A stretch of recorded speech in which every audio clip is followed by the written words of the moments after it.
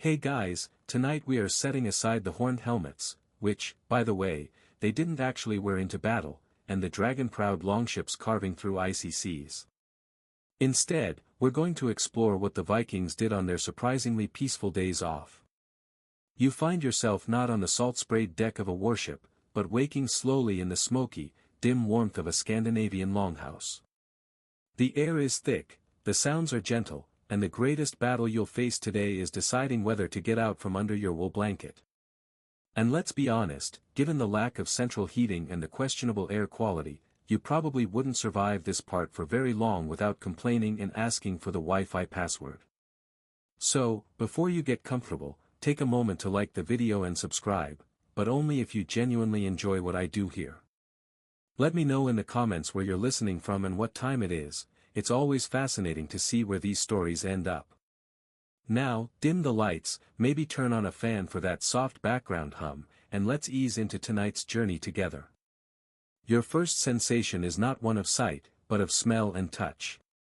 The air carries a complex perfume, old wood smoke, damp earth, the faint, greasy scent of wool, and the lingering aroma of last night's stew. It's not unpleasant, merely thick.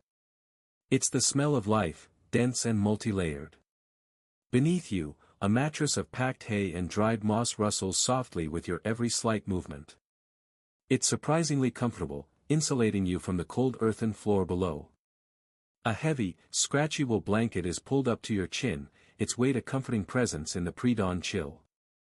You are not alone. Soft, rhythmic breathing surrounds you. The gentle snores and occasional sleepy mumbles of your family fill the space, a low chorus in the dark. You lie on a raised wooden platform that runs along the wall of the great hall. This is the main feature of any Viking longhouse, a single, long, rectangular room that serves as a kitchen, dining room, living room, and bedroom for the entire household. The original open-plan living concept, taken to its absolute extreme. There are no walls, no doors, no sense of privacy as a modern person would understand it. Your family, from grandparents to infants, sleeps here together. Further down, are the farmhands and, if the family is wealthy, the thralls, or slaves. Everyone shares the same air, the same warmth from the central fire.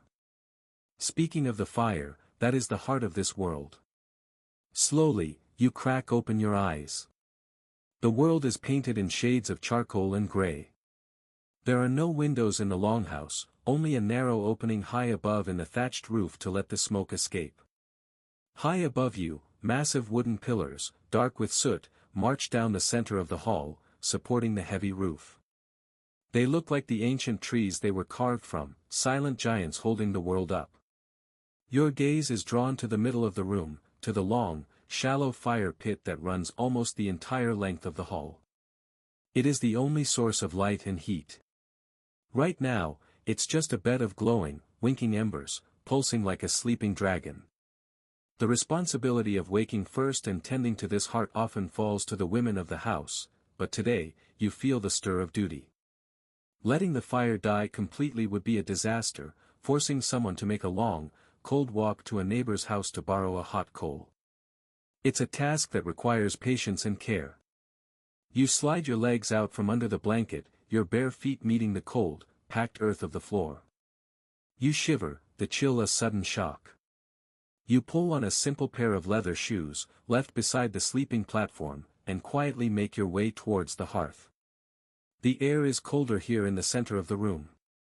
You crouch beside the pit, the faint warmth of the embers kissing your face. The task is to revive the fire without smothering it. You gently, carefully, blow on the brightest embers. A small puff of ash rises, dancing like a ghost in the gloom. You blow again, a longer, steadier breath. The ember brightens, turning from a dull orange to a brilliant, hopeful red. Success. Now for the kindling. Nearby is a small, neat pile of dried moss, birch bark, and the smallest, driest twigs, all gathered and stored specifically for this purpose. You lay a piece of birch bark, as thin as paper, onto the coaxed ember. It hesitates for a moment, and then a tiny, shy flame curls from its edge. you feed it another, then a tiny twig. The flame grows, still fragile, but with more confidence now. You add more twigs, building a tiny, delicate structure over the growing light. For a few minutes, this is your entire world, the gentle breath, the careful placement of fuel, the silent prayer to the spirits of the hearth that the flame will catch and hold. Finally, it does. The kindling is well and truly alight, crackling softly. The sound is a victory. It's a sound that promises warmth, a cooked breakfast, and light to fill the cavernous space. Only now do you add a larger piece of wood, a split log of birch that will burn steadily for hours. The smoke, for now, is thick. It stings your eyes and catches in your throat before it begins its slow, lazy journey up towards the smoke hole in the roof. Historians still argue whether the animals, the precious cows and sheep, were kept in a separate, partitioned-off section at the far end of the longhouse, or if they were brought right into the main living space during the most severe weather. Either way, their scent and sounds would be a familiar part of this morning routine. You stay crouched by the growing fire, absorbing its nascent warmth, the first quiet guardian of the waking household. As the fire gains strength, its light pushes back the deepest shadows, and the longhouse slowly begins to stir. The symphony of snores gives way to coughs, stretches, and the rustle of sleepy bodies turning over. A baby begins to fuss in the far corner, a thin, reedy cry that is quickly shushed. The day is beginning. Having done your part with the fire, you now turn your attention to a more personal, and equally important, morning ritual. It's time to debunk a myth. The image of the dirty, mud-caked Viking, smelling like a wet dog that's been rolling in swamp gas, is largely a fantasy. In reality, you and your contemporaries are surprisingly, almost obsessively, clean. An English chronicler from the 13th century, John of Wallingford, even complained that the Viking men were far too popular with the local Anglo-Saxon ladies precisely because they combed their hair daily, bathed every Saturday, and changed their clothes frequently. Clearly, basic hygiene was a powerful and unfair advantage. You pad back over to the sleeping platform, the packed earth cold but familiar under your feet. Tucked into a small leather pouch is your personal grooming kit, one of your most prized possessions. You pull out the first and most important tool, your comb. It's not a cheap piece of plastic, but a beautifully crafted object made from antler or bone, often held together with iron rivets. Finding a Viking-age archaeological site without finding a comb is practically unheard of. They are everywhere, a testament to their importance. You run it through your hair, which is likely long. Whether you're male or female, long hair is common, often worn in intricate braids to keep it out of the way during work. The comb works through the sleepy tangles with satisfying efficiency. A well-kept head of hair is a sign of a well-kept person. Next out of the pouch is a small pair of bronze tweezers. These are indispensable for plucking stray hairs from your eyebrows or beard, if you have one. A tidy beard is just as important as tidy hair on your head. Vikings took great pride in their facial hair, often oiling it and, for the particularly flashy, even weaving thin gold threads into their braids. There's no room for a wild, unkempt mess. This is about presentation and self-respect. And then you pull out the strangest little tool in your kit, a delicate, slender instrument with a tiny scoop at one end. This is your ear spoon. Yes, an ear spoon. A dedicated tool for the specific and slightly grim task of scooping excess wax from your ears. It might seem odd to us, but it speaks volumes about the Viking attention to detail in personal hygiene. It was the original Q-tip, just, infinitely more reusable. A horrifying thought for another time. You use it carefully, a small but essential part of feeling properly clean and ready for the day. Now for the water. No one has a private bathroom with running water. Instead, a large wooden bucket or a ceramic basin near the door holds cold, fresh water hauled from the nearby stream or well yesterday evening. You dip a cloth of rough linen into the bucket. The water is shockingly cold, and as you wash your face and hands, it's a jolt that wakes you up more effectively than any rooster's crow. You might use a simple, harsh soap made from animal fat and lye. It doesn't smell like lavender or sandalwood, it smells like soap, sharp and functional, and it does the job of cutting through the grime and grease of daily life. It's a matter of some debate among scholars just how often Vikings performed a full-body wash. While faces and hands were a daily affair, plunging your entire body into a frigid Scandinavian river or lake was likely a more periodic event, especially in the depths of winter. The famous Saturday bath, mentioned by John of Wallingford, was probably a much-anticipated ritual. The whole family might trek to a nearby hot spring if they were lucky enough to live near one, or simply heat water over the fire for a more civilized scrub inside, away from the wind. This weekly bath, or lagerdager, washing day, is so ingrained in the culture that the word for Saturday in all modern Scandinavian languages still derives from it. As you dry your face on a piece of linen, you glance at the pile of clothes near your sleeping spot. They're made of wool and linen, dyed with pigments from plants and minerals, creating earthy reds, yellows, and blues. Keeping these clean is a monumental task. Laundry day is no simple matter of tossing things in a machine. It involves hauling all the clothes to the river, beating them against rocks with wooden paddles, scrubbing them with lye soap, and laying them out on bushes to dry, hoping it doesn't rain. It's an all-day, back-breaking affair, a true saga of domestic struggle. For now, your clothes are clean enough. You pull on your tunic and trousers, feeling refreshed, groomed, and ready. You are presentable. You've tamed your hair, cleaned your face, and even dealt with your earwax. You are not a savage. You are civilized. And you are ready for breakfast. With your personal grooming complete, you are now keenly aware of a growing emptiness in your stomach. The comforting, smoky scent from the fire you helped revive is now mingling with something even better, the smell of cooking. The Viking world largely operates on two main meals a day, the dagmeal, or day meal, in the morning, and the nattmeal, the night meal, taken at the end of the working day. This morning meal is crucial, it's the fuel for the long hours of labor ahead. There's no nipping to the kitchen for a snack in a few hours. This has to count. You join the rest of your now awakening family around the central hearth. A large iron cauldron, black with generations of soot, hangs from a chain over the flames. One of the women, perhaps your mother or an aunt, stirs the contents with a long wooden paddle.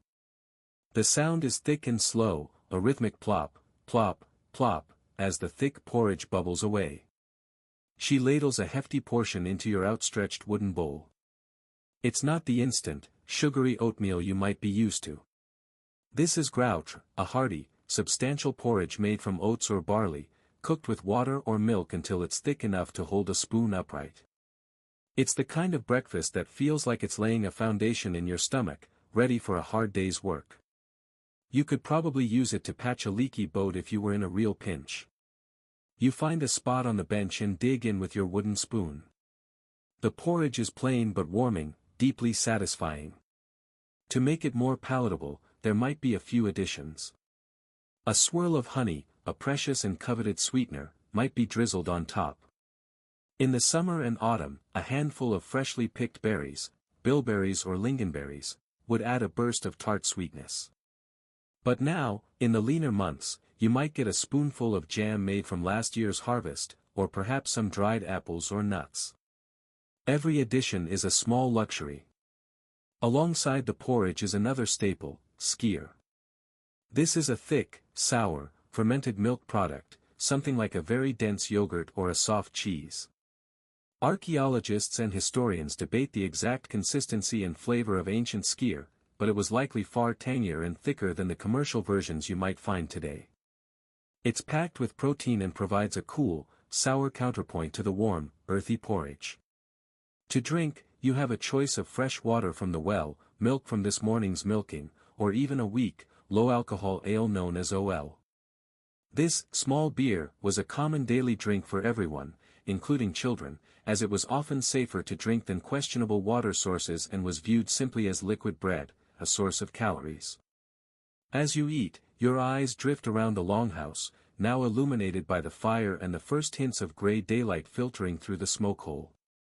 You are surrounded by the evidence of the most important, never-ending task on any farm: food preservation.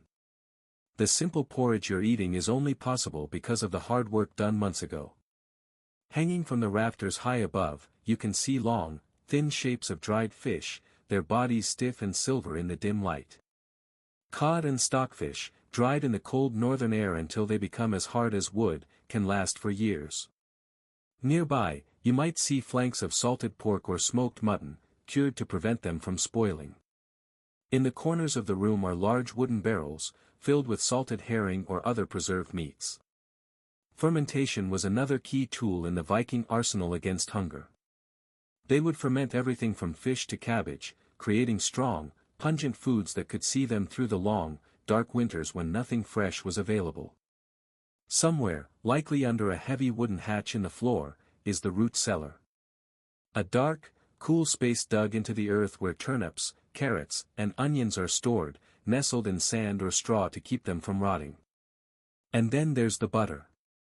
Vikings were pastoralists, and dairy was a cornerstone of their diet. But butter goes rancid quickly. To preserve it, they would pack it with salt, or use a much stranger method. You might have a large portion of bog butter buried somewhere on your property. This involved packing fresh butter into a wooden container or wrapping it in animal hide and then burying it deep within a peat bog. The unique chemistry of the bog, low oxygen, high acidity, and cool temperatures, would preserve the butter for an incredibly long time, though it would absorb a sharp, tangy, almost cheesy flavor. Finding a lump of buried butter from last year is a welcome discovery. Every spoonful of porridge, every sip of milk, is a quiet victory against the constant threat of scarcity. This peaceful breakfast is the result of a year-long war fought with salt, smoke, air, and earth. And now that you're fueled up, it's time to go out and fight the next battle, the daily chores. That hearty breakfast from Section 3 has settled in your stomach, a warm ballast of energy for the work ahead. You push aside the heavy wooden door of the Longhouse, squinting as your eyes adjust to the morning light. The air that greets you is a world away from the smoky warmth within. It's crisp, clean, and smells of damp earth, livestock, and the distant, salty tang of the fjord. You've stepped out into your bear, the farmstead, the center of your universe. It's not just the Longhouse you left behind, it's a small cluster of buildings. There's a sunken featured hut used for storage or as a workshop, a small, sturdy byre for the animals, and perhaps a separate smithy. All of it is nestled in a landscape of green fields and gray rock. Your first task is to see to the animals. The Viking Age farm is a noisy, living thing. You hear the lowing of cows, the bleating of sheep, and the indignant squawking of chickens. You head towards the byre, a long, low building, often connected to the main longhouse for shared warmth. Inside, the animal smell is potent. You're greeted by the family's most valuable assets on four legs. The Viking cow is not the large, placid Holstein you might picture. It's a smaller, hardier breed, more agile and better suited to the rugged terrain. Honestly, they look a bit like large, grumpy dogs with udders. You take your three-legged milking stool, a simple and stable design perfect for uneven ground, and sit beside a cow. The work is rhythmic and familiar, the warm, rough texture of the udder, the strong squeeze and pull, the hiss of milk jetting into the wooden bucket. This milk is liquid gold, destined for drinking, for making cheese, for the skyr you had at breakfast, and for the butter that might one day end up buried in a bog. Once the milking is done, the animals are let out into the pasture. The sheep are perhaps the most unique. On some coastal farms, like those in Orkney or the other North Atlantic islands, you might have a flock of North Ronaldsay sheep. These remarkable creatures have adapted to a life on the rocky shoreline, surviving almost entirely on a diet of seaweed. It gives their meat a unique, savory flavor and demonstrates the incredible adaptability of Norse farming. With the animals tended to, your attention turns to the land itself. The fields are divided into two main types, the infield and the outfield. The infield, closest to the farmstead, is the most precious. It's where you grow your essential crops like barley, rye, and oats. This land is constantly enriched with manure from the byre and household waste, making it fertile and productive. The outfield is the larger, less fertile land further away, used for grazing or for growing less demanding crops like hay for animal fodder. Today's task is in the infield. The barley is coming up, a carpet of bright green shoots, but it's competing with a stubborn crop of weeds. You grab a simple iron-tipped hoe and set to work. It's slow, back-breaking labor. Bending over, you meticulously pull the unwanted plants, making sure the precious grain has all the nutrients and sunlight to itself. Historians and archaeologists continue to debate the exact division of labor between men and women in the fields. While heavy plowing was often seen as men's work, tasks like sowing seeds, weeding, and harvesting were likely shared by the entire family, including the older children. Everyone had to contribute to ensure there would be a harvest to bring in. If it were earlier in the spring, you might be guiding the ard plow. This is the primary tool for breaking up the soil. Unlike a modern moldboard plow that turns the soil over, the ard is essentially a tough, pointed stick, sometimes tipped with iron, that is dragged through the ground by a pair of oxen or even by people if no animals are available. It doesn't invert the soil, it just cuts a groove, a furrow for the seeds. It requires multiple passes in a crosshatch pattern to truly prepare the ground, a process that is exhausting and time-consuming. It's less of a plow and more of a suggestion stick for the earth. As you work the weeds, you notice a section of the wattle fence that encloses the infield has started to sag. This is a problem that cannot be ignored. The fence is all that protects your future food from your current food. A few hungry sheep or a curious cow could get in and ruin a huge amount of work in a single afternoon. So, you set down your hoe and go to fetch an axe and some saplings. Mending the fence is one of the most mundane and yet most critical jobs on the farm. It gets no songs, no epic poems, but without it, the whole enterprise fails. You weave the supple branches between the upright stakes, reinforcing the barrier, your hands moving with practiced ease. It's not glorious, but it is deeply, fundamentally necessary. This is the reality of a peaceful day off, not lazing about, but the slow, steady rhythm of maintenance that keeps your world from falling apart. You finish weaving the last supple branch into the fence, tying it off securely. The barrier is strong again. The barley is safe. As you stand up, wiping a smear of dirt from your brow with the back of your hand, your gaze drifts back towards the longhouse. It stands solid and reassuring, the thin plume of smoke still rising from its roof into the vast, open sky. The farm is the body, but the longhouse is its heart. And you think of the person who is the heart of that longhouse, the husfrija, the lady of the house. She is the commander of the entire domestic sphere, and her symbol of office is not a sword or an axe, but the set of keys that jingles at her waist as she moves. In a world with few locks, these keys are immensely powerful. They open the sturdy wooden chests that hold the family's valuables, the fine linen textiles reserved for special occasions, the silver hackings used as currency, the precious stores of salt.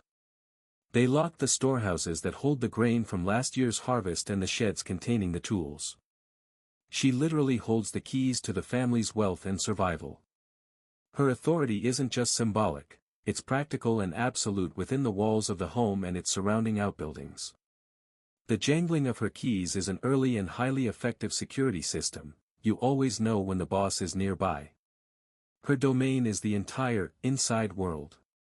While you and others work the outside world of the fields and pastures, her work is a constant, complex juggling act of management and production.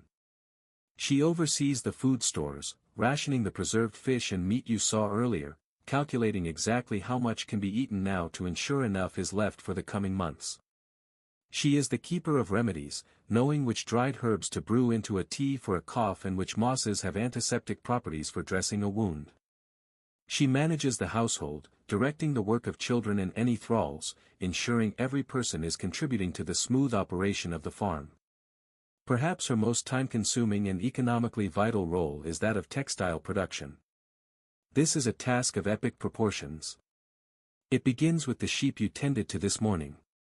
After the sheep are sheared, the raw, greasy wool has to be cleaned and carded, a process of combing the fibers with two spiked paddles to align them for spinning. Then, for endless hours, she will sit with a drop spindle, a simple weighted stick, and a distaff holding the wool, expertly twisting the fibers into a strong, continuous thread.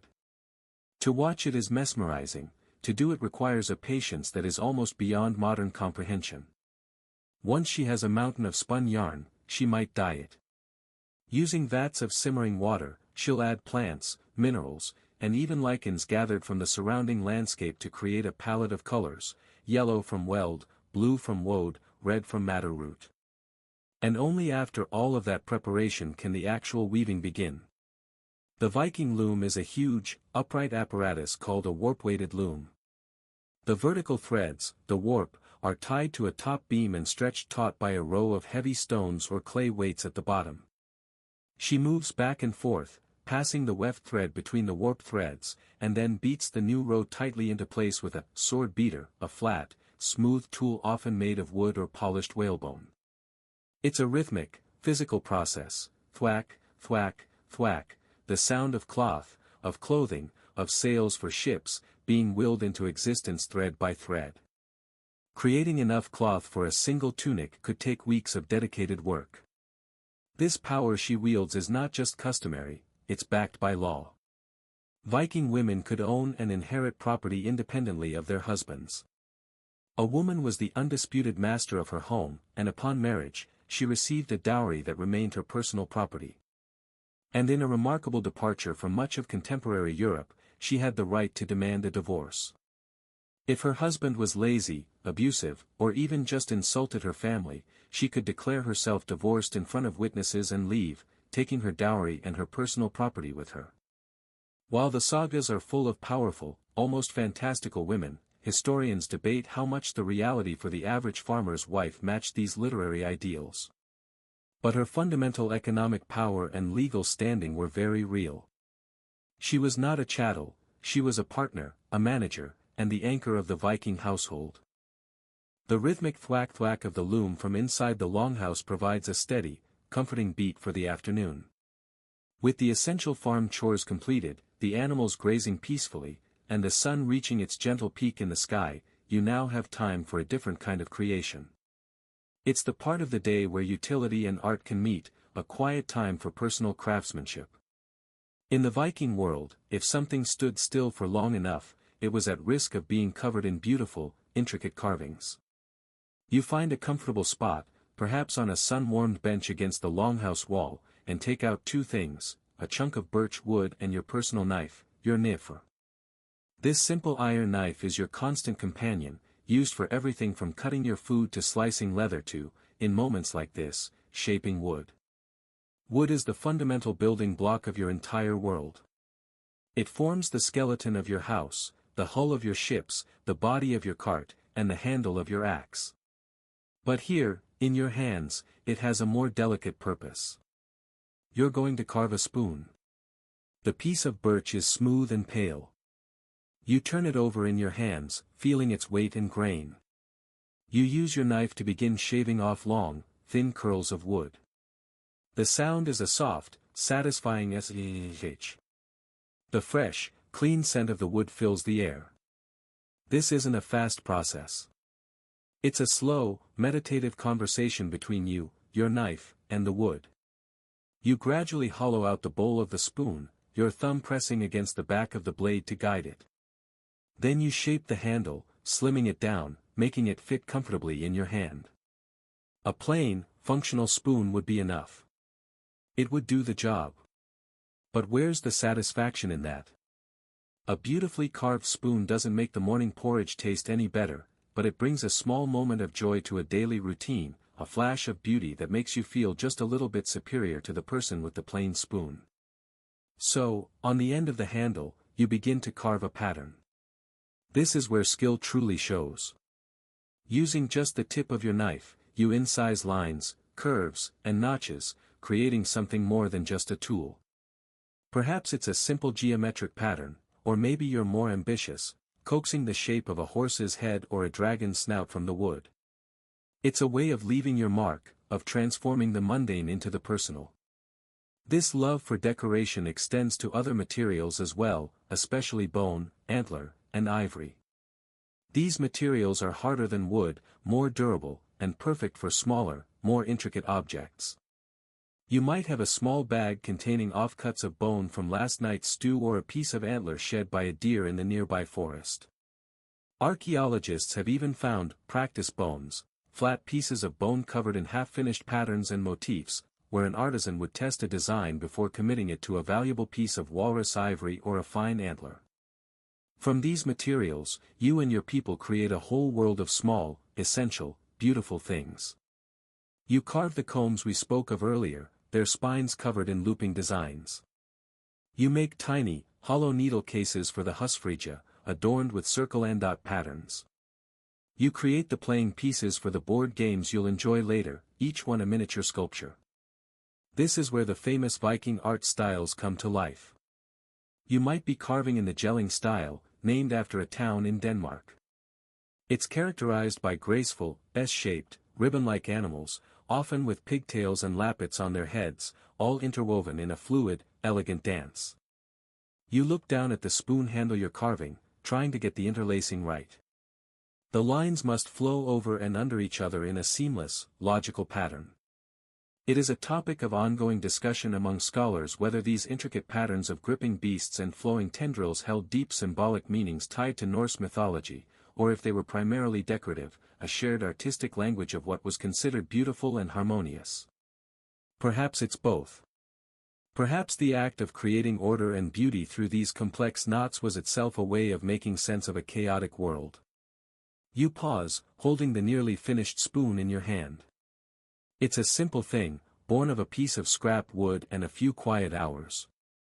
But it's warm from your hands, it's uniquely yours, and it's beautiful. It's a small piece of peace, carved by hand. You carefully wrap your newly carved spoon in a piece of soft linen and tuck it away safely. As the quiet settles around you once more, a different sound cuts through the afternoon air. It's not the bleating of sheep or the rhythmic thud of the loom, but a sharp, metallic, and somehow reassuring clang, clang, clang. It's the sound of the smedja, the smithy, and it draws you across the farmstead. The smithy is its own small, dark, and slightly formidable building, set a little apart from the longhouse and other structures. The risk of a stray spark turning into a catastrophe is too great to have it nestled right up against your home. As you approach, the air changes. The temperature rises, and the clean scent of wood smoke is replaced by the acrid smell of burning charcoal and the sharp, mineral tang of hot iron. You pause at the open doorway, letting your eyes adjust to the gloom within. The interior is a world of fire and shadow. The only light comes from the forge itself, a chest-high hearth of stone and clay where a bed of charcoal glows with a furious, hungry light. This is the belly of the beast, and standing before it is the smur, the blacksmith. He is a figure of immense respect, and perhaps a little fear, in the community. His craft is seen as a kind of practical magic. He takes dull, reddish rock, bog iron, harvested from the acidic marshlands, and through fire and force, transforms it into the hard, gleaming metal that holds your world together. In Norse myths, the greatest craftsmen are the dwarves, magical beings who live deep in the earth and forge treasures for the gods. The village blacksmith is the closest you have to that in the mortal realm. His work is elemental, powerful, and absolutely essential. You never argue with the man who forges your plowshare, lest your next harvest be a disaster. The smith is working the bellows, a large, accordion-like device made of wood and leather. With each pull, a great gust of air is forced into the heart of the forge, and the coals respond with a roaring gasp, flaring from orange to a brilliant, almost white heat. He uses a long pair of tongs to pull a small lump of iron from the fire. It glows with the light of the setting sun. He moves with practiced economy, a dance of muscle and heat, placing the glowing metal on the great, solid anvil that is the centerpiece of his workshop. And then the hammering begins. The noise is immense, a ringing percussion that you feel in your chest. Each strike of the hammer is not just a blow, but a calculated act of shaping. Sparks fly like angry fireflies, disappearing into the smoky darkness of the rafters. He is not making a sword or a fearsome axe today. He is making nails. It seems humble, but every timber in your longhouse is held together with nails like these. Every plank on a seafaring ship requires hundreds of them.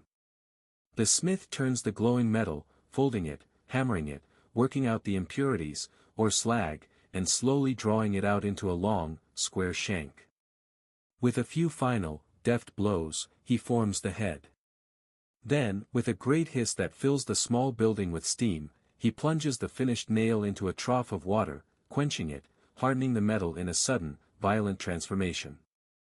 The magic, it seems, mostly involves sweating profusely and hitting things very hard with a hammer. His skills are not limited to the purely functional. Whether the most skilled smiths were itinerant, traveling from farm to farm, or permanently attached to a high-status chieftain's hall is a frequent point of discussion. But their artistry is undeniable.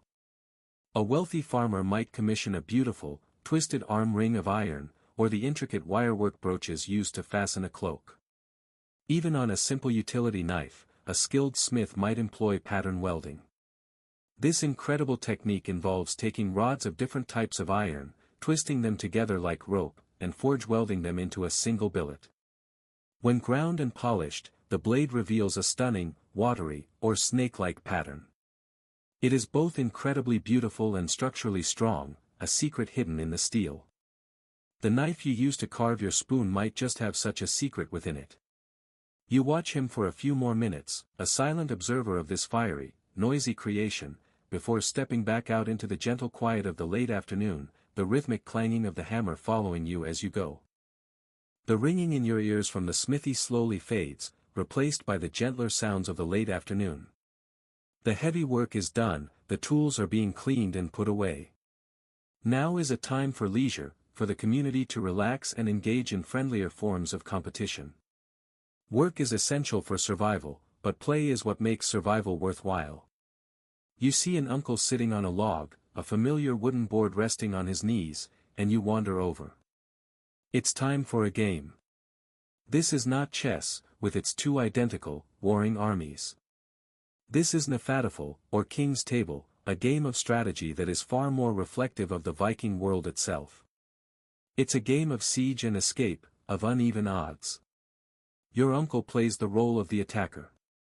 His 24 pieces, carved from dark wood, are arranged in 4 groups along the edges of the grid-like board. Your task is to defend the king.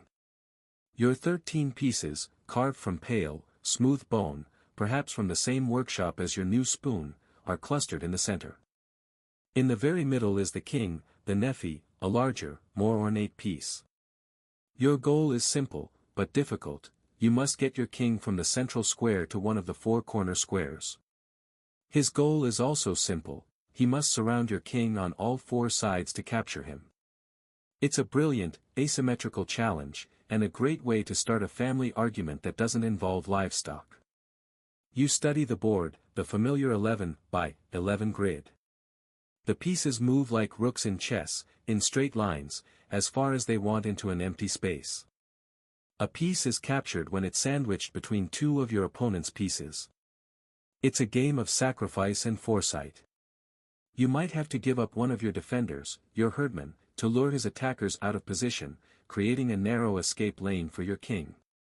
Your uncle makes a move, sliding one of his dark pieces forward, tightening the net. You counter, moving one of your defenders to block the path. The only sounds are the soft click of the wooden pieces on the board and the gentle breeze. This is a battle of wits, a quiet war played out on a small wooden field.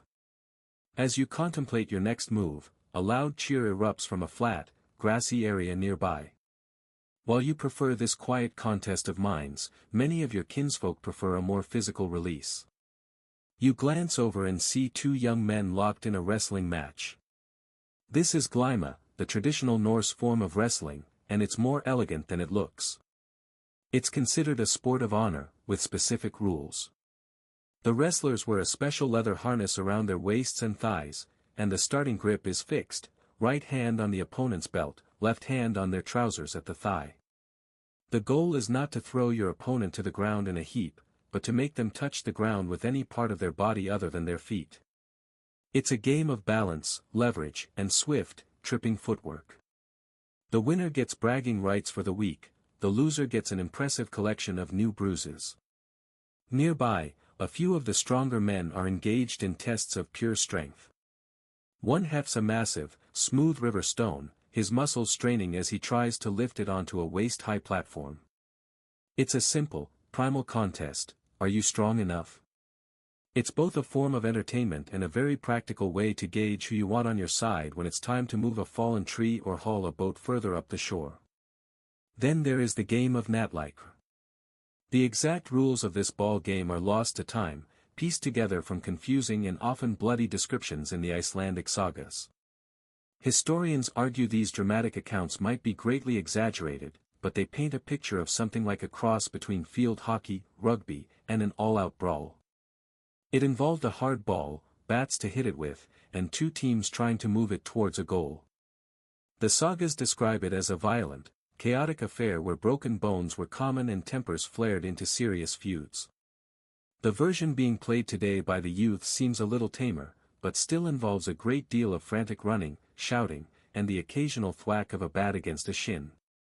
The rules seem to be, roughly, 1. Get the ball, 2. Try to survive. Your attention returns to your own small battlefield. Your uncle has left a tempting but obvious trap open. You see a path, a risky one, but a path nonetheless.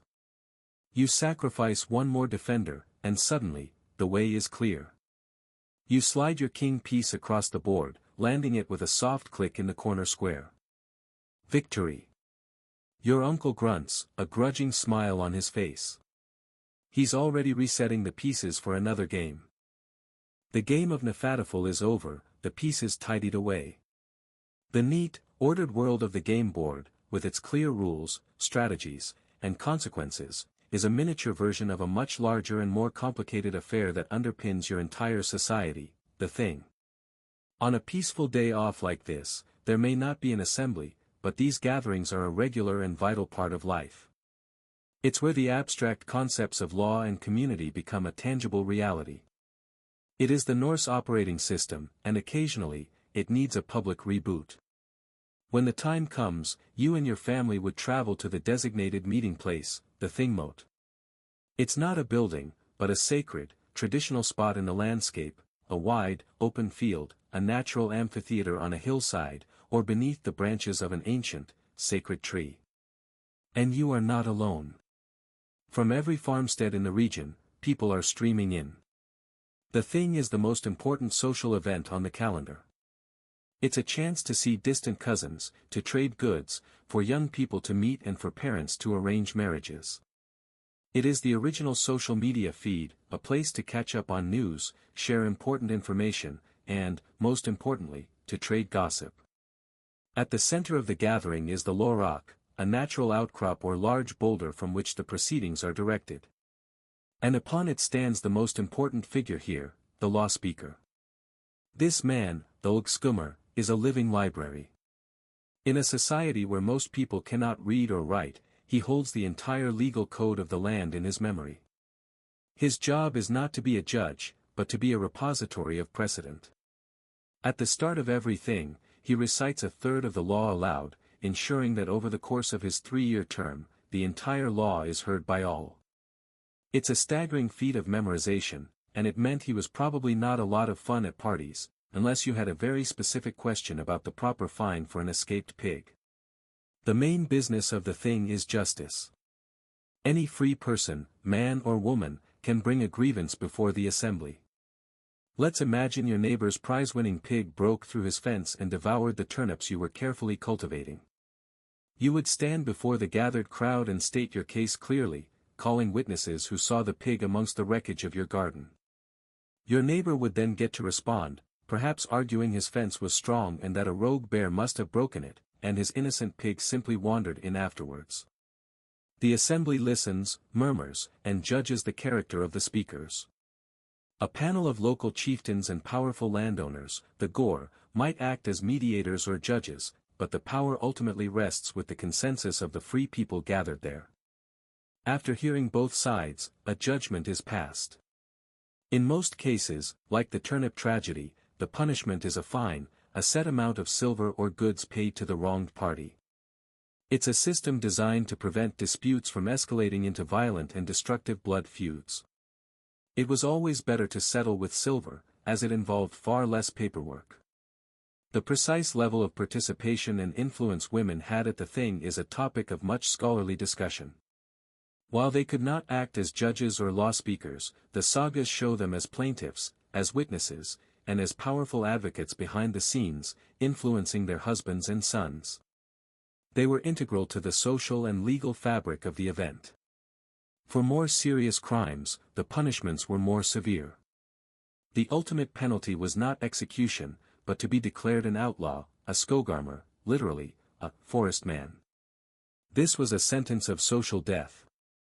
A full outlaw was cast out from society, their property forfeit, and any person could kill them without legal penalty. They were to be given no food, no shelter, no aid. A lesser form of outlawry, a punishment for less heinous crimes, was a temporary banishment, often for 3 years. It was a harsh system, but it was their system, built on community consensus and public accountability. As the day's business concludes and the law speaker steps down, the crowd begins to disperse, breaking into smaller groups, finalizing trades, and heading back on the long paths to their own farmsteads, the social order reaffirmed for another season. The sun has long since surrendered the sky, and a deep, star-dusted darkness now blankets the world outside your farmstead. The evening meal, a hearty stew of root vegetables and perhaps some salted fish, has been eaten, the bowls have been wiped clean, and the family is tired from the day's work and play. Everyone gathers once more on the benches around the central hearth, the true heart of the Longhouse now that night has fallen. The fire has been built up, its lively flames painting the soot-darkened rafters and the listening faces in shifting shades of orange and red. This is the time for stories. Tonight is special. You have a guest, a traveling skald, a professional poet and storyteller. He is a man of great importance, a living vessel of history, myth, and art. He is welcomed everywhere, his arrival a cause for excitement. He is your television, your library, and your internet all rolled into one, except his services are paid for in meals, lodging, and perhaps a new cloak or a silver arm ring if his performance is particularly moving. A good skald is treasured, a bad one might receive reviews harsh enough to involve being quietly shown the door before breakfast. He sits on a stool of honor near the fire, perhaps holding a small, triangular harp or a 4-stringed lyre known as a talharpa. After a moment of silence, he begins. His voice is strong and clear, rising and falling with the rhythm of the tale. He isn't just speaking the words, he is performing them, his eyes glinting in the firelight as he conjures worlds with his voice. The stories he tells are the lifeblood of your culture. He might begin with the gods, recounting how Odin hung himself from the world tree Yggdrasil for 9 nights to gain the knowledge of the runes, or a more light-hearted tale of Thor waking up to find his mighty hammer, Mjolnir, has been stolen by a giant who demands the goddess Freyja's hand in marriage as ransom. Thor's subsequent plan, which involves dressing up as Freyja to trick the giants, always gets a laugh. Or perhaps he chooses a heroic saga, the epic adventures of a hero like Sigurd, who slays the dragon Fafnir and claims its cursed treasure. The skald's voice becomes a growl as he describes the dragon, a whisper as Sigurd hides in a pit, and a triumphant shout as the hero's sword finds its mark. These are stories of courage, fate, and the clash of swords on the Whale Road, the open sea. But the real magic of his art lies not just in the story, but in the telling. Norse poetry does not rhyme at the end of the line. Instead, it is built on a complex scaffolding of alliteration, the repetition of initial sounds. A line might read, "Flames flickered, flaring forth to the feasting hall's rafters." The repeated F sound binds the line together, giving it a percussive, chant-like quality. Even more complex are the kennings, a kind of poetic riddle or metaphorical compound phrase used in place of a simple noun. The sea is the whale road or the gannet's bath. A battle is a storm of swords. A warrior is a feeder of ravens, a grimly beautiful image of the battlefield's aftermath. Blood is the wound sea. These kennings are a test of both the skald's skill and the audience's cleverness. Understanding them is part of the pleasure of listening. Scholars today debate whether the skalds recited these long, complex poems and sagas from memory, word for word, or if they improvised, weaving a familiar story with new kennings and flourishes for each specific audience. Perhaps it was a mixture of both, a living art form that was ever so slightly different with each telling. As the skald continues his tale, perhaps a family saga now, one full of legal disputes at the thing and stubborn farmers feuding over inheritance, making the day's own drama seem small, the listeners are captivated. The only sounds are the crackling of the fire and the storyteller's voice weaving magic in the dark. The flames dance, the shadows deepen, and the rest of the world fades away, leaving only the story. The skald's voice fades, leaving the last notes of a heroic lay hanging in the warm, smoky air of the Longhouse. A hush falls over the gathered family, each person lost for a moment in the world of gods and dragons. Your own mind drifts on the currents of the story, but not to warriors with their battle sweat and raven feasts. You think of another kind of Viking adventurer, one whose name is not often sung in the most dramatic sagas but whose courage is just as vital. You think of the Kaupmer, the merchant, whose battles are fought with scales, silver, and shrewd negotiation. His idea of a successful raid is getting an excellent price on a shipment of Frankish wine. Many of your neighbors, perhaps even a cousin or an uncle, are away on such a journey right now. The popular image of your people is one of plunder, but the truth is that trade is the quieter, more reliable engine that drives your world. The silver that pays a fine at the thing, the fine glass beads that adorn the Husfridge's dress, the wine served at a chieftain's feast, it all arrives on the trader's ship. And that ship is not the vessel people imagine. It's not the sleek, terrifying longship built for speed and surprise attacks. The merchant's vessel is the Nar. It is the sturdy, sensible sibling of the longship. It's wider in the beam, deeper in the hull, with a high prow to handle the great waves of the open ocean. It is built not for a crew of 60 warriors, but for a small crew of maybe a dozen, and, most importantly, for a massive amount of cargo.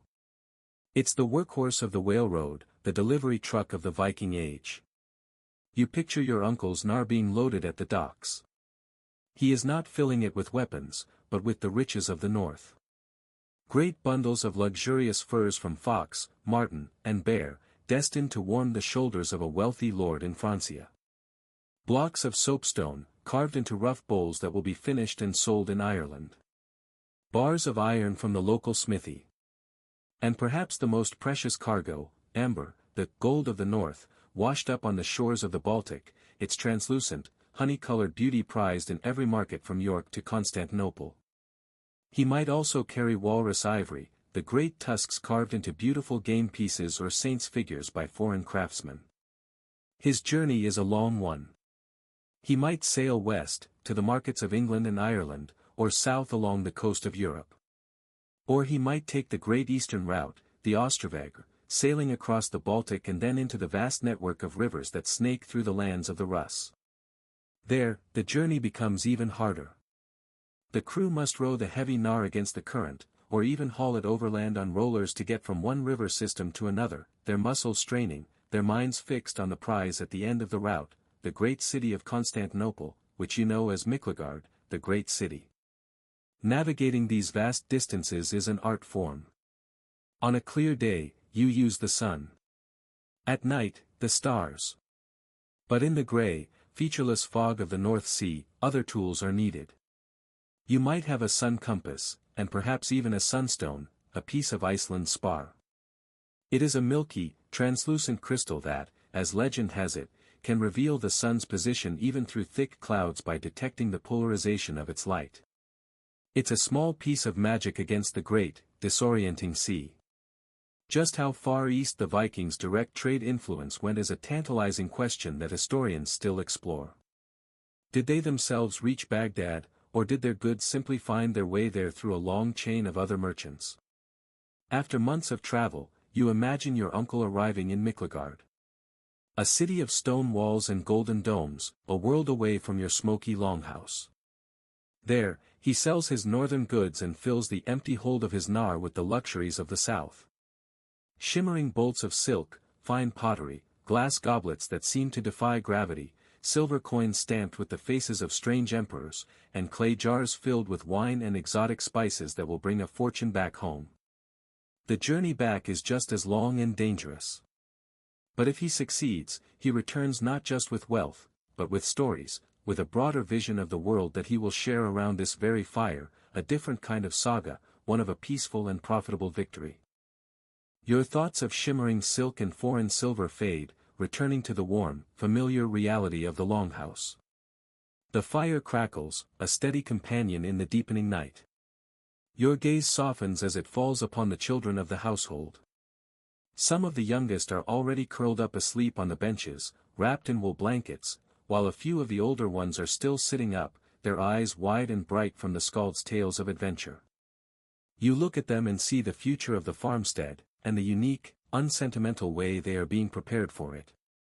There is no separate, protected world called childhood here, not in the way a modern mind conceives it. Life is too demanding for that. Childhood is a brief apprenticeship for adulthood, and learning is not something done in a separate building or from a book. Learning is done by watching, by listening, and by doing. From the moment they can walk and understand instruction, children are integrated into the work of the household. Their chores are small at first, but they are real. A young girl will follow her mother, the husfrija, learning the rhythms of the home. She will be given a handful of wool and shown how to tease it apart, the first step in a long process she will one day master. She will help grind grain, fetch water, and perhaps her most important job, keep an eye on her even younger siblings. A young boy will shadow his father. He will learn to mend a fishing net, his small fingers clumsy at first on the thick cordage. He will be sent to gather kindling for the fire or to scare birds away from the newly sown fields. His first lesson in economics is brutally simple: if you forget to feed the chickens, there will be no eggs. Historians debate at what precise age a child was expected to begin specific tasks, as it likely varied greatly by family status and the child's own capability, but contribution began early. By the age of 12, a child was legally able to inherit property, and by 16, they were generally considered a full adult, with all the rights and responsibilities that entailed. But it is not all work. Play is just as crucial, and here too, it serves as a form of practice. The toys of a Viking child are miniature versions of the adult world, tools for rehearsing their future lives.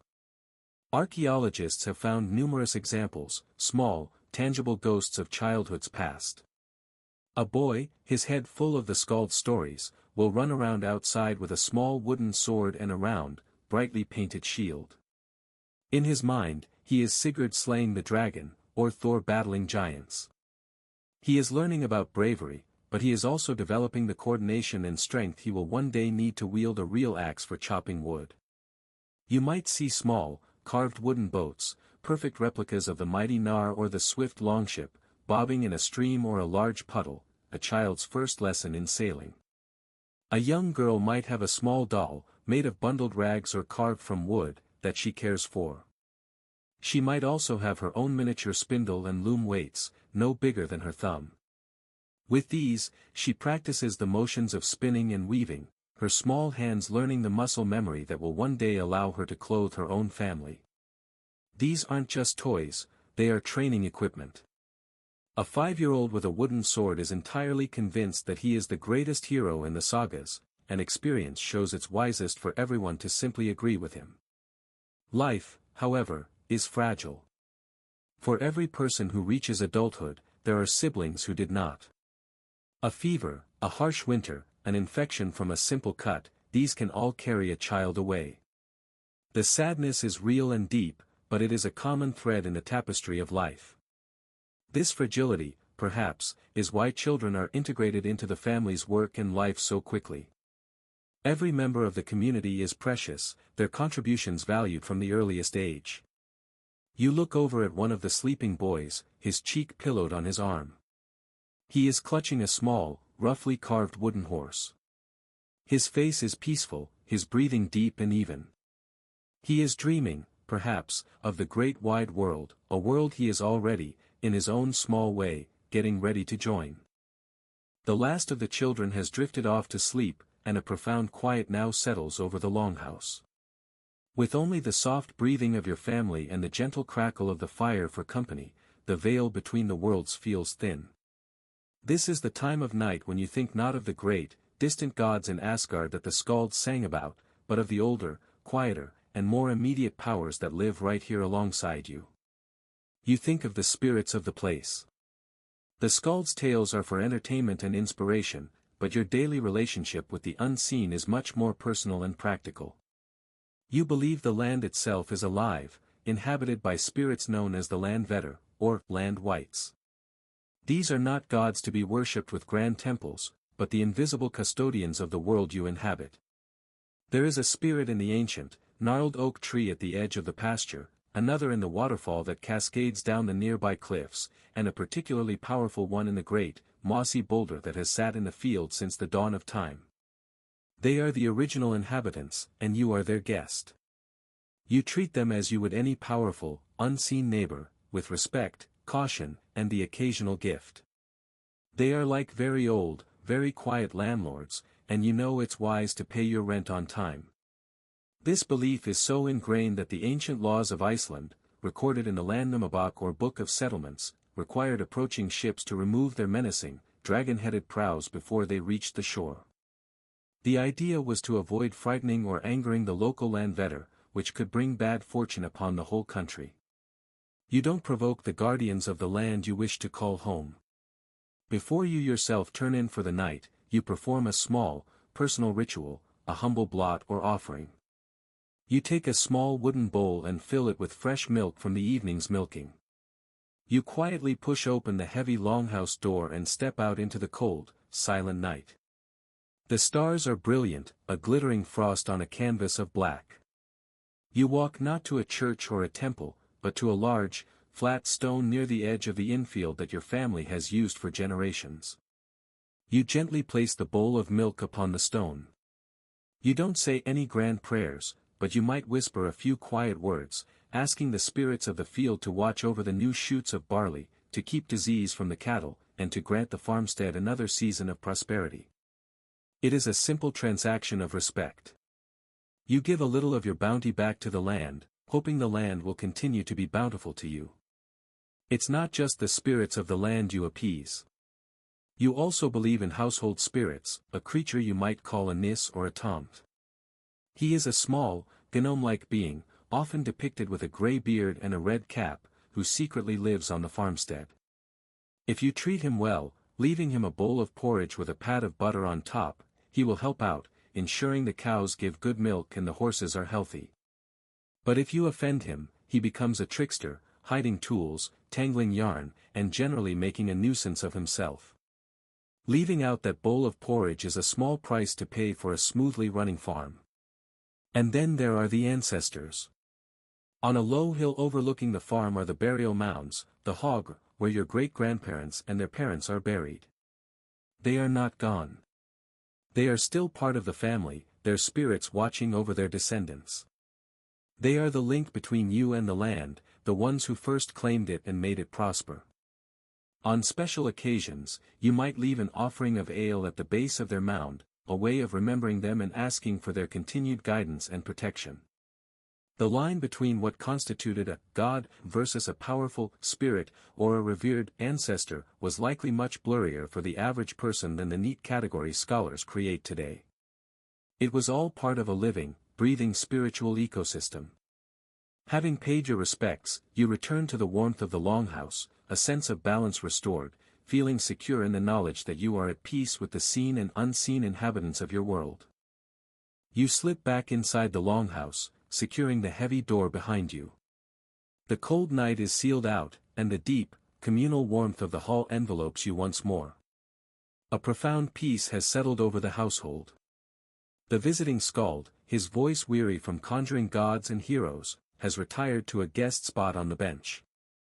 The children are deep in their dreams of wooden swords and miniature ships. The only ones still awake are a few of the adults, sitting close to the hearth, reluctant to let the day officially end. You join them, finding a familiar spot on the bench. The great fire from earlier has now burned down to a deep, mesmerizing bed of glowing embers. The light is soft and low, casting long, dancing shadows that make the carved pillars seem to sway. The air is thick with the comfortable sense of wood smoke and sleeping bodies. The lingering aroma of the evening meal, a thick, savory stew of mutton and root vegetables, still hangs faintly in the air, a pleasant memory of a satisfied hunger. Now is the time for the day's final accounting, not of silver or goods, but of moments. It's a quiet, murmured recounting of the day, the spoken embers of conversation before the world gives way to sleep. Your father, his face illuminated by the ruddy glow, might speak in a low voice about the new nails from the smithy, praising their strength and clean shape. He turns to you and mentions the fence you mended, a quiet nod of approval that is more valuable than any loud praise. You, in turn, might recall your victory at Hnefatafl, the satisfying finality of the king reaching the corner square, and share a soft laugh with your uncle about the cleverness of the move. An aunt, her hands still busy with some light mending even in the dim light, might share one last, juicy piece of gossip she overheard at the thing, a story about a disputed inheritance that sounds suspiciously like one of the tales the skald told earlier, just with fewer dragons and more complaining. There are no grand pronouncements here. This is the gentle unwinding of the community's mind. It's a confirmation of shared experience. We milked the cows. We weeded the field. We played a game. We heard a story. We are safe. We are together. Occasionally, someone might get up to tend to one of the small, simple lamps, a hollowed-out stone dish filled with fish oil, with a moss or textile wick floating in it. They give off a sputtering, smoky light and a slightly fishy smell, but they push back the deepest shadows in the corners of the hall as the main fire wanes. Whether these quiet, end-of-day moments were for serious family discussions about the future, or merely for companionable silence punctuated by small observations, is something we can only imagine. It was likely a mixture of both. A space for the small, important things that get lost in the noise of the day. A quiet worry about a sheep that looks unwell, a shared hope for a sunny day for the haymaking tomorrow, a simple, unspoken appreciation for the warmth and safety of this hall. The conversation is like the fire itself now, flaring up with a small comment, then dying down to a comfortable, glowing silence. The pauses grow longer. Yawns become more frequent. The stories have all been told, the day's events recounted. An unspoken consensus is reached without a single word. It is time. One by one, the last few guardians of the day's end get to their feet, their movements slow and heavy with fatigue. It is time to bank the embers and give in to the profound, welcoming darkness of the night. One last task remains, the final closing bracket on the day, the mirror image of the chore that began it all in the cold, pre-dawn gloom. Someone must put the fire to bed. Tonight, that duty falls to you. You rise from the bench, your limbs heavy, and pick up a long-handled wooden shovel. The great hall is almost completely dark now, the small fish oil lamps having been extinguished one by one, leaving only the soft, deep red heart of the dying fire. You approach the central hearth, the warmth a welcome presence in the growing chill of the hall. The work is slow and deliberate. You don't douse the embers, that would be a catastrophe, forcing someone to create fire from scratch tomorrow with a fire bow, a long and arduous process. Instead, you must preserve this precious, sleeping heat. Using your shovel, you carefully push all the glowing embers together, coaxing them from the edges of the long fire pit into a tight, concentrated mound in the very center. The mound pulses with a gentle, unified light, a last, deep breath of warmth. Then, you turn to the piles of ash that have accumulated at the sides of the hearth. Ash, the fine, gray ghost of all the wood burned today, is a magnificent insulator. You begin to shovel it over the mound of glowing embers. The ash is soft and surprisingly light. With each shovelful, the red glow dims further, muted under the pale gray blanket. You cover it completely, a thick layer that will starve the embers of oxygen, forcing them to smolder at a near standstill, conserving their heat through the long, cold night. When you are done, all that remains is a featureless gray mound, with no hint of the fiery potential sleeping within it. The change is immediate. The last source of light is gone, and the hall is plunged into a profound, velvety darkness, broken only by the faint starlight filtering through the smoke hole high above. The temperature begins to drop noticeably, and the raw, earthy chill of the night begins to creep in from the walls. Your work is done. You make your way slowly back to the sleeping platform, your hands outstretched before you, navigating by memory. You pause beside the spot where the children are sleeping, listening for a moment to their soft, even breathing. All is well. You find your own space on the hay-stuffed mattress, the rustle of the straw loud in the silence. You slide in under the heavy wool blankets and perhaps a thick, soft sheepskin hide, the wool shorn side down for warmth. The weight is immense and comforting, a physical pressure that encourages your body to relax and be still. You lie there in the shared darkness, a part of the slumbering household. The sounds of the night are a gentle lullaby. The combined soft breathing of your family, a dozen lives rising and falling in unison. The occasional sleepy snort or shuffle from the byre, where the cattle are dreaming their own slow, bovine dreams. The low, mournful sigh of the wind as it brushes against the outer walls of the Longhouse, a reminder of the vast, wild world outside your safe, warm haven. You feel the deep, bone-weary satisfaction of a day well spent. A day of work, of craft, of play, and of community. Your thoughts begin to soften and lose their edges, drifting like smoke from a dying fire. Your eyes are heavy. Sleep, deep and dreamless, is finally coming to claim you. What they dreamt of, in the deep, shared darkness of the Longhouse, is a gentle mystery that drifts away with the morning mist. But as you lie here now, let your own mind drift away from the details of this day. The images of the smoky hall, the carved spoon, the glowing embers, can all soften and fade, their purpose served. Feel the weight of your own blankets, the comfort of your own pillow. The journey is over. There are no more chores to do, no more stories to be told. There is only the quiet of this moment, and the effortless descent into rest. The gentle rhythm of your own breathing is the only thing that matters now, a slow and steady tide pulling you out into a calm, quiet sea of sleep. Let each breath be softer than the last, sinking you deeper into comfort, deeper into stillness. There is nothing to do, nothing to think. You are safe, you are comfortable, and you are ready for a deep and restorative sleep. Allow the darkness to be a soft, warm blanket. Allow the silence to be a gentle, soothing balm. Everything else can wait until morning. For now, just drift. Just rest.